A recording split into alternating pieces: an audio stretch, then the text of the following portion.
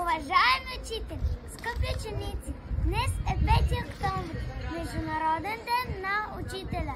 Учител означава упоритост, чистосърдечност, интелект, търпение, енергия, любов към децата.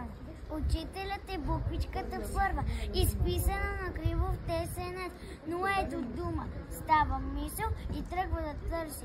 И си ни посмел и напред.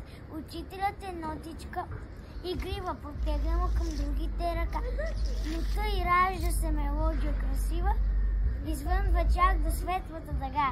Честит празник, учители мили, науката за нас открили. Ние знаем, че всеки започнал е като нас, ей така от първи клас. Бъдете здрави и щастливи, упорити с нас и търпеливи. Помнете, че благодарение на вашата опора със сигурност ще станем хора. Скъпи учители, поклон пред труда, поклон пред търпение, поклон пред обичта, честит празник. По повод празника учениците от нашето училище дни наред писаха, рисуваха, украсяваха. Ето какво подготвиха те с много любов за своите учители.